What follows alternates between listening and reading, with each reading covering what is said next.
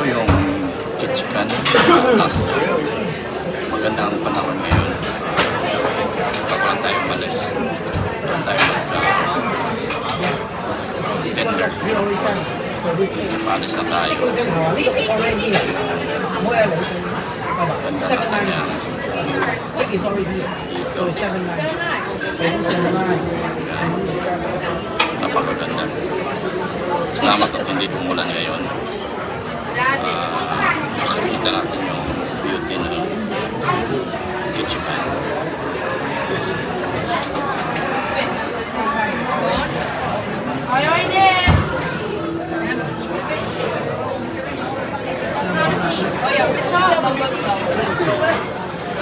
Ilang tao dito. Alaska. Maganda din na yung Manila dito.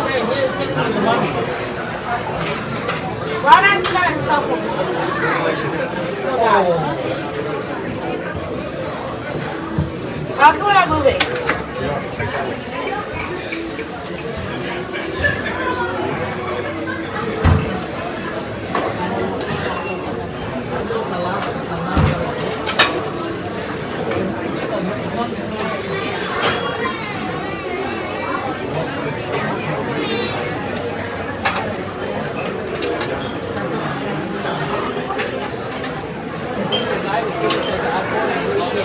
Ito yung deck number 8.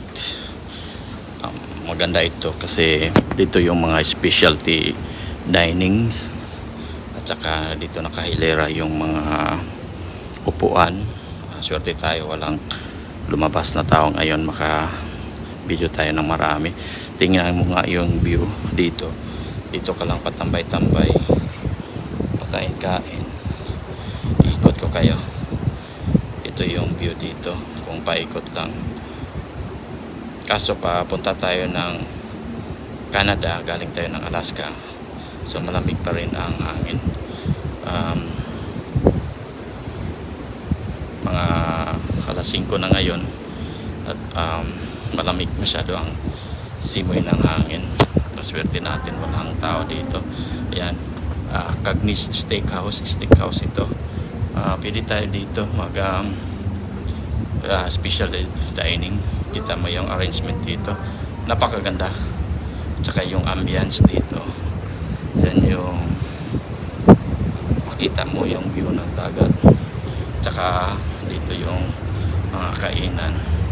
Dito tayo sa pinaka front ng barko, pinakadulo ng barko. Maganda din siya tingnan, kaso may maaraw na ngayon. Tingnan natin kung makakwanto tayo. Against the light tayo, pero okay lang. Ito yung pinakadulo ng barko. Yan ang pinakamakina niya. Okay, at doon tayo galing sa Alaska. Yan tayo galing. Yung mga maganda dito sa cruise nito kasi puro may mga island. So, ito yung pinaka-gitna ng barko. May mga pagkain dyan, specialty dining. Makita mo yung view dito sa labas. Ang ganda kung nandito ka, makita mo talaga ang view. Nakaswerte natin, wala masyadong tao na nagtambay dito, so makabidyo tayo ng maganda. Ito pa rin yung mga specialty dining. Ikutin natin para makita natin. Ito yung sa taas na may slides.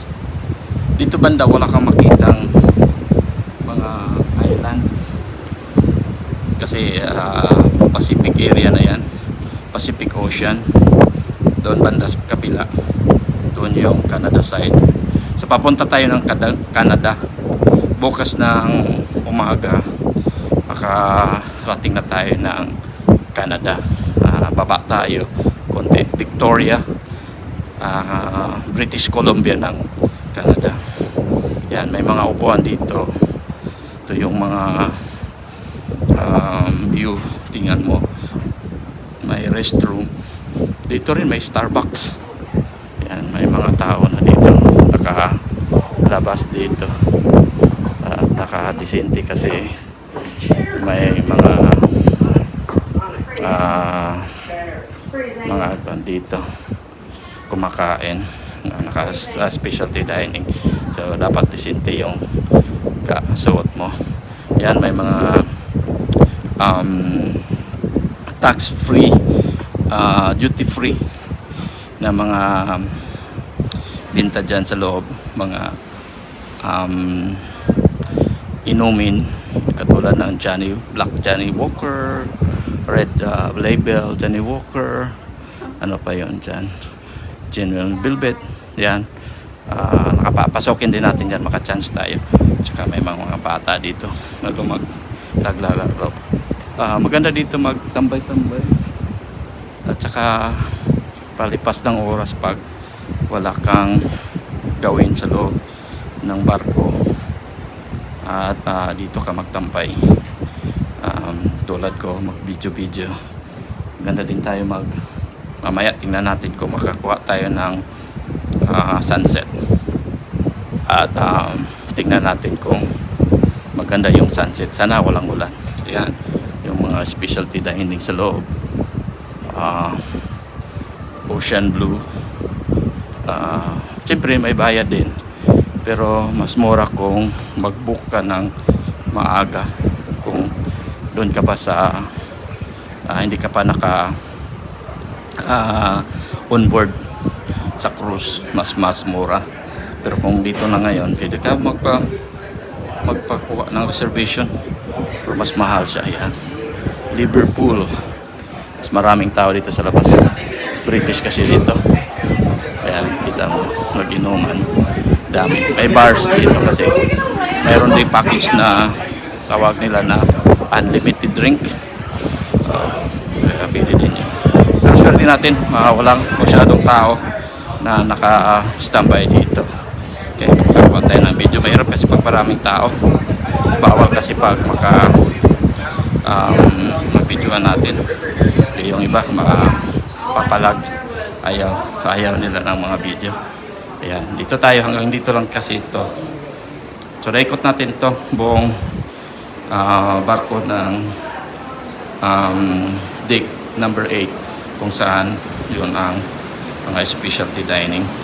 So kita mo yung mga view dito, napakaganda. Yung sunset, maaga ngayon kasi alas 5 na, pero maaraw pa rin. Tingnan natin kung makuha natin yung sunset mamaya. Ganda talaga dito. Yun yung pinaka blue blue ocean, Pacific Ocean kasi yan. Wala pa makitang island. Sa kabila mayroong island doon na makikita mo. Tingnan natin, ikutin natin. May nakilala tayo na Filipino staff dito, kaya pwede siya ma-interview natin. At saka very friendly. Sir, anong pangalan natin, sir? RJ na lang, sir. RJ, kumusta? Ano bang position mo dito sa NCL? Housekeeping, sir. Utility hotel. Okay. Saan ka sa atin sa Pilipinas? Sa Binyan, Laguna, sir. Laguna. Okay. Kailan ka nakapasok dito sa NCL? March 15, 2020, sir. 2020, ilang mga 3 years na, no? 2020... 4 years na rin. 4 years kasi 2024 na tayo ngayon. Paano ba mag-apply kung gusto nila, yung mga viewers natin gusto mag-apply para makapasok bilang staff dito sa NCL? Basta may experience ka sa hotel, sir. Hotel experience. Kahit 2 years experience sa hotel, tapos ituin lang yung mga requirements na kinakailangan sa opisina sa agency namin. Pag na-completo nyo yung agency, pwede kayo mag-training ng SOLAS, sir. SOLAS, yung safety at sea, no? Kailangan ba yun? Ano ba yung mga training sa SOLAS kailangan? SOLAS, sir, marami basic training. Swimming, dapat kailangan marunong ka lumangoy. Yes, sir. Survival sa dagat kung sakali, di ba? Opo. So mahirap pala kung wala kang experience or hindi ka marunong lumangoy. Number 1, sir, kailangan ko marunong tayo lumangoy, sir. Okay. Tayo mag-seaman. Oo, tama no. Seaman. Kailangan ng alam mo. Yung trabaho mo ba, paano yan? Mahirap or katamtaman or nagustuhan mo? Para sa akin, sir, okay naman sa akin. Basta nag-enjoy kasi. Pero so far sa experience mo, Experience ko para sa iba, para sa ibang experience, para sa mahirap din. mahirap din. Pero step by step, matututunan naman sir. Ilang oras ba yung trabaho niyo sa isang araw? 8 hours sir. 8 hours? Ilang days yun sa isang week? 6 days sir. 6 days. So, Monday through Saturday ba yung trabaho niya? Yes sir, Monday to Saturday. Pero yung shifting, meron bang morning shift, second shift, or night shift? Meron sir, day shift and night shift. Anong shift mo trabaho mo? Pakiulit po sir. Anong shifting ka? Day shift sir. Day shift. So, anong oras mag-umpisa yung kung day shift ka?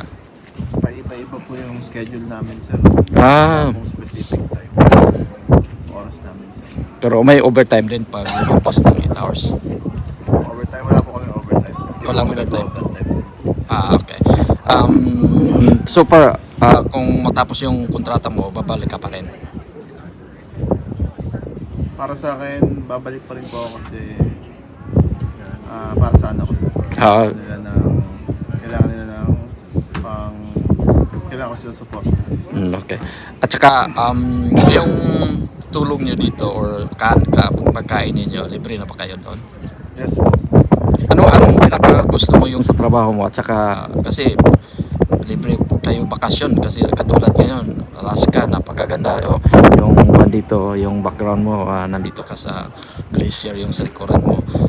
Libre ba kayo ng mga excursion or pag makadak kayo sa warp, meron kayong libre? Excursion po, hindi po kami libre. Pero pagka minsan, may time po kami nakakalabas po kami. Makalabas? Opo, ng iba-ibang port po. Sa saan ka na nakarating?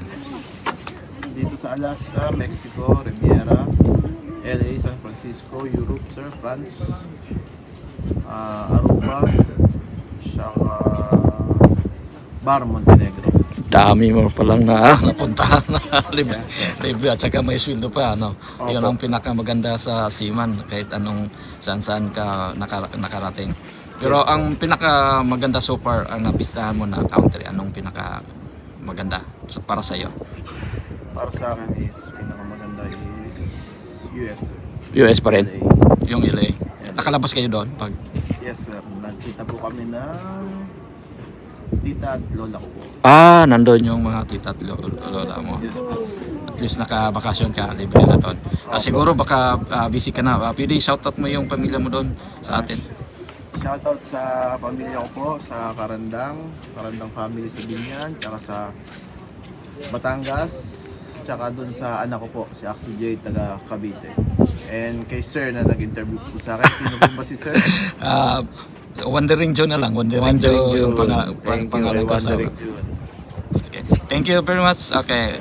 Mga bakas next week or after 2 weeks. Ang dami ko kasing mga videos pa na nakahilera. So, i-post kita ha. Okay. Yes, At po, sir. maraming salamat talaga. Thank you. Sir.